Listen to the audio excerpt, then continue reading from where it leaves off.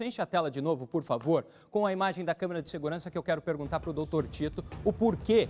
Viu, doutor Tito? Acho que o doutor Tito está me ouvindo ainda. Eu quero saber, doutor Tito, por que ele foi atrás dos andarilhos e não, então, da Thaís, que está aqui no estúdio conversando e trazendo essa entrevista exclusiva com a gente. Hein, doutor Tito, você consegue imaginar neste momento, já levando em consideração o depoimento de testemunhas, por que ele foi atrás, então, dos andarilhos? Lucas, de acordo com as nossas investigações, estamos trabalhando nisso, nesse processo administrativo que é o inquérito, ocorreu a lesão após o programa realizado, tendo como autora, né, a pessoa que está hoje no estúdio, não posso mencionar o nome por questões legais. Aproveitando da situação, nós temos duas pessoas, dois andarilhos, que vendo a confusão, vendo a briga, subtrai coisa alheia móvel.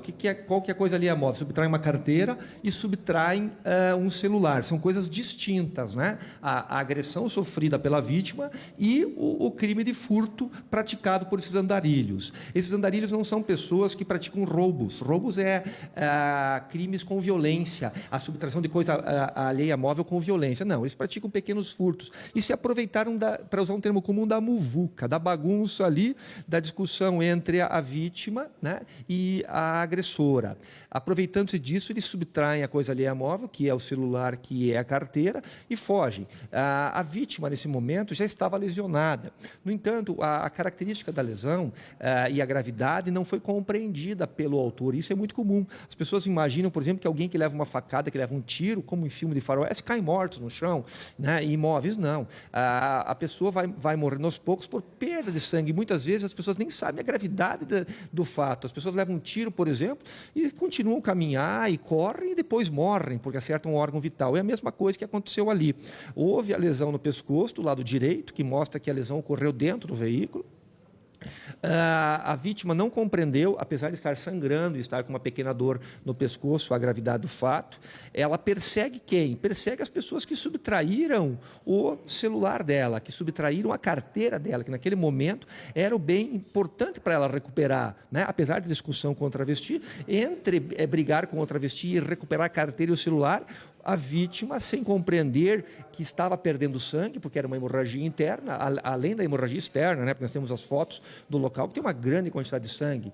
A vítima, então, passa a correr atrás do quê? Do celular e da carteira, né? Nós temos informação que a vítima, naquele momento, estava alcoolizada, então ela sentiu menos dor do que o normal, em virtude do contexto fático. E aí ela corre atrás dos andarilhos para tentar recuperar, retorna o carro e aí acaba perdendo os sentidos no carro, onde ocorre a maior parte da hemorragia em momento posterior, porque tem uma grande quantidade de sangue dentro do carro, e ali, infelizmente, esse jovem perde a vida.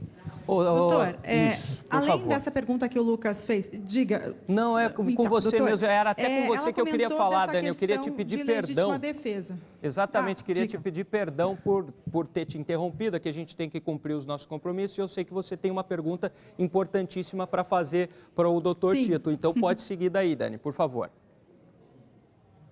Sim. Então, não só para explicar para quem nos assiste, né, Lucas, que a gente tem um espacinho ali de retorno que eu escuto você um pouquinho depois, com atraso. Por isso que às vezes apareceu a voz em cima ali. Mas, doutor, retomando então, ela comentou que ela foi agredida e que ela teria agido em legítima defesa. O senhor acredita nisso? E tem mais uma pergunta, viu, Lucas, mas é rapidinho. Esse é o objeto da nossa investigação. O objeto da investigação é apurar um crime de homicídio, um crime gravíssimo, um crime contra a vida. Por isso a persecução penal foi levada a cabo com destreza, tanto que eu estive na madrugada. Eu andei, Lucas, pela Getúlio Vargas, né? Inclusive está aqui o Marcel, que eu cruzei com ele na madrugada lá. Eu estava lá, estava o Marcel aqui, que está aqui do meu lado, que é um jornalista de vocês, né? Um repórter, também tentando informações. Então vocês fazem um trabalho investigativo. Eu cruzei madrugadas adentro, junto com o investigador Cabelo, tentando informações, porque as pessoas desse meio transitam na noite, não transitam no dia. Em relação à questão que foi me questionado aqui da legítima defesa, nós estamos apurando primeiro a autoria. Quem é o autor do fato? Apurada a autoria, verificada a autoria, nós vamos verificar a motivação, o que levou à motivação. E se efetivamente ocorreu essa argumentação que sequer foi trazida pelos advogados, né? Uma argumentação trazida aqui nesse momento. Então, se agiu, se repeliu injusta agressão atual ou iminente, usando moderadamente os meios necessários, adversários, que é o conceito legal de legítima defesa, vai ser apurado no inquérito. Só que, como eu digo aqui, é um inquérito novo. O fato ocorreu agora, nós estamos ouvindo testemunha, eu tenho mais uma testemunha para ouvir agora, para depois nós analisarmos uma motivação. Nós estamos materializando, concretizando de forma inconteste a autoria, e já temos isso. Né? Agora nós vamos analisar a motivação. O que eu posso dizer para a sociedade curitibana é que o fato está sendo apurado com rigor, como sempre fazemos aqui, e que na próxima semana, no máximo, nós teremos esse inquérito relatado. Doutor, eu queria perguntar para o senhor essa questão da multa, porque quando a Thaís comentou isso conosco ali no estúdio, veio uma pessoa aqui e comentou conosco que tem outro sentido. O senhor que foi às ruas, que foi atrás, investigou, o senhor ouviu algo sobre isso? E qual seria realmente o sentido da multa que chegou para o senhor? O termo multa é utilizado no sentido de extorsão, Lucas, porque são programas praticados com travestis, em geral homens, e eles não gostam de se expor à sociedade em virtude dos fatos que eles praticaram, porque, em regra, são pessoas que passam a imagem de serem heterossexuais, né, de saírem somente com mulheres, e quando eles se encontram com as travestis do período da noite, obviamente, estão saindo com alguém, né, do sexo masculino, né, com orientação feminina, mas sexo masculino. Então, isso, em regra, todos nós sabemos, e as travestis sabem, denigrem a imagem deles, dos clientes. Os clientes não querem se expor. A maior parte são casados. A maior parte dos clientes são casados. E a maior parte dos clientes ali são passivos também, Lucas. Vamos deixar isso muito bem claro. Isso nós investigamos, fomos atrás. Então, o termo multa é usado como extorsão. Ou seja, se combina um valor, por exemplo, R$50, ou R$100, ou R$200, não importa. E na hora do pagamento, em virtude do contexto que está existindo ali, e da pessoa ser casada, ter uma família, em regra, boas condições financeiras, a travesti que aplica multa, e isso não é a regra, eu conversei com várias, elas não aceitam isso, são contra esse tipo de multa, elas querem fazer o trabalho e ganhar. Algumas pessoas, inclusive a investigada, aplica essa multa, ou seja, um golpe. Ela diz, não, agora não é mais 200, agora é 500 ou é 1.000, senão eu vou correr atrás dos teus familiares, dos teus amigos. Então, o termo multa é usado como sinônimo de extorsão no meio em que a investigada trabalha. Isso é uma coisa muito clara e inconteste. Okay. Obrigada por hora, doutor. O Lucas tem uma pergunta para fazer agora para a Thaís, né, Lucas? Pode continuar daí. Eu quero continuar conversando com a Thaís e também com os advogados que estão aqui, doutora Alessandra e doutor Elias. Quem puder responder primeiro. Quando a gente diz o golpe, na verdade não é bem isso que a Thaís está dizendo, né? O que ela diz é que ela se defende, não que realmente deu um golpe. É isso, doutora Alessandra, para a gente entender, para que fique bem claro. O que a defesa gostaria de esclarecer e o que a defesa vem a público para esclarecer, Lucas, é que em virtude das lesões que ela estava sofrendo, ela teve uma ação de defesa. Sim. Ela quis afastar ele de alguma forma. Entendi. Mas, Lucas, o que a defesa também gostaria de pontuar é que se ela tivesse, de fato, a intenção de matar, ela teria golpeado em uma das regiões vitais. Entendi. Então, ela teve um golpe, apenas um golpe, no pescoço. A defesa vai ter acesso futuramente aos laudos. A defesa também, até o momento, não teve acesso ao inquérito, né? Então, a defesa vai ter acesso a isso, mas pelo que a gente sabe, pela versão que ela levou até o escritório, é que teve apenas um golpe e esse golpe não foi, de fato, numa região vital. Ela poderia, em qualquer dessas regiões, ter atingido o golpe, ter matado ou ter continuado até mesmo as agressões. Entendi. Mas numa intenção de defesa, ela teve apenas uma ação. Entendi. Ô, Thaís, eu tenho uma pergunta para fazer para você, que é a seguinte. Você disse que uma das discussões que teve com o Walter foi o uso de preservativo ou não.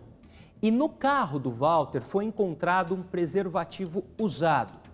Esse preservativo foi usado contigo naquele momento lá, Thaís?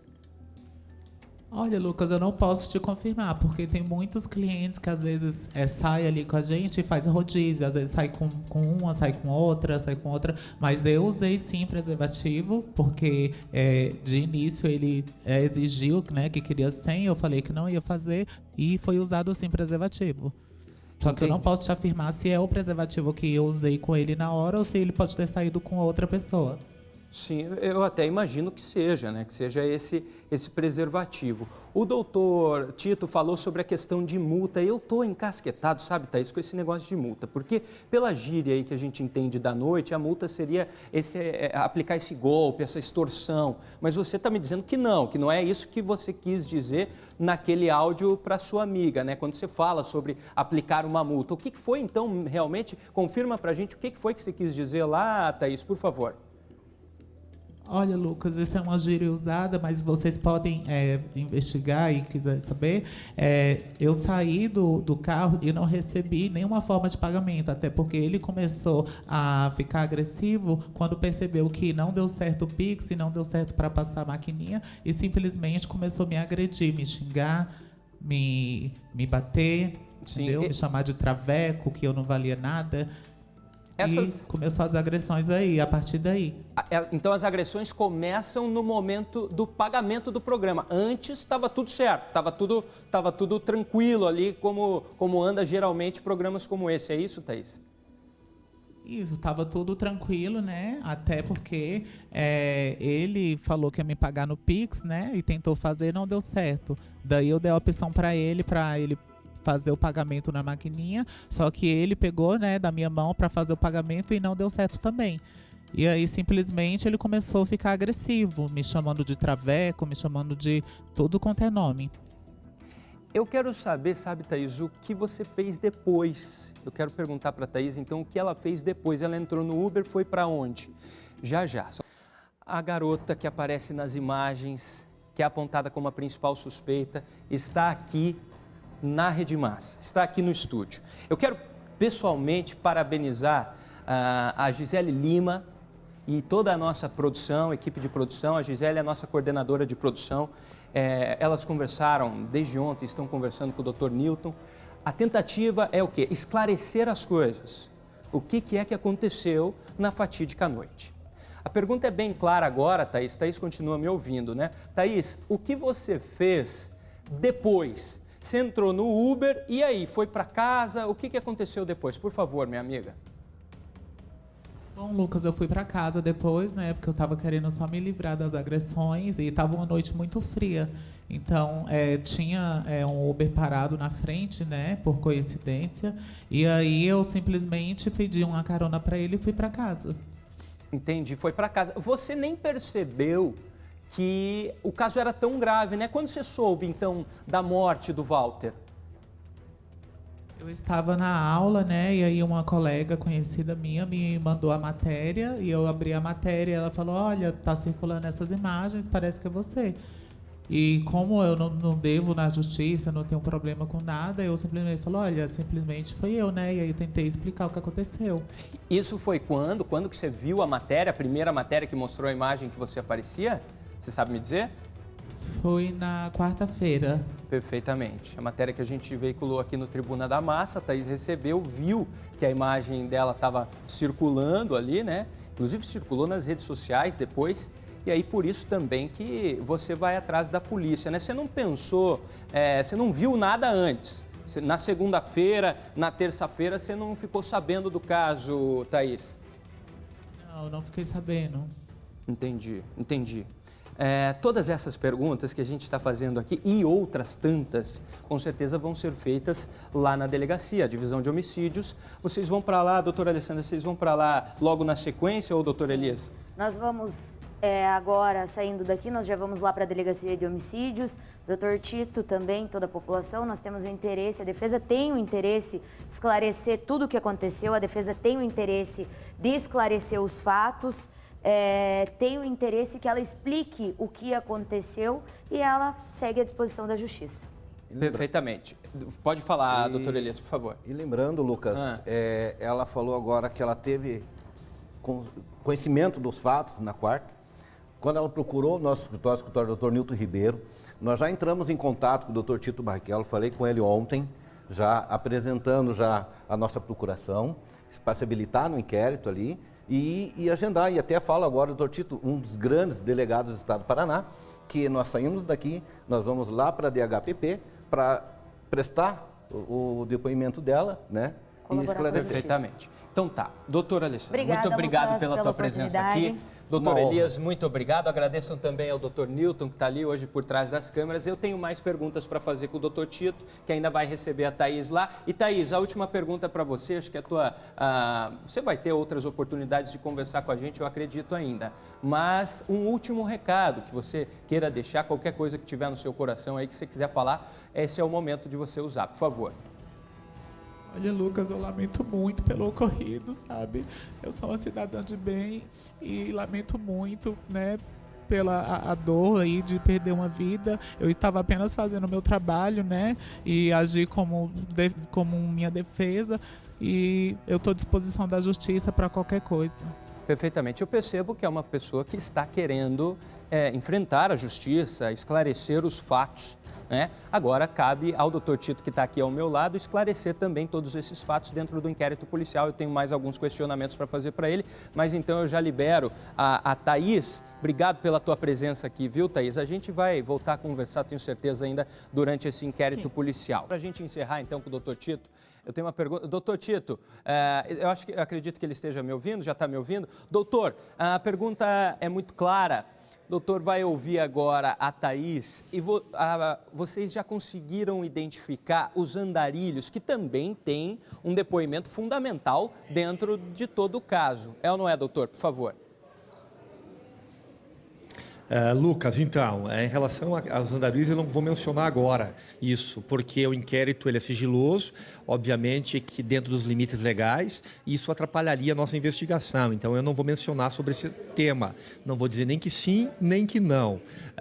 Em relação aos fatos, eu quero agradecer a você, Lucas, pelo trabalho que você fez, pelo trabalho investigativo que vocês realizaram, que nos ajudaram, porque tenho certeza absoluta, Lucas, obrigado, que sem doutor. a identificação dela, sem a imprensa, não chegaríamos nela, porque nós tínhamos uma imagem dela e logo em seguida, né, ela corta os cabelos, inclusive, né? Então nós não chegaríamos nela.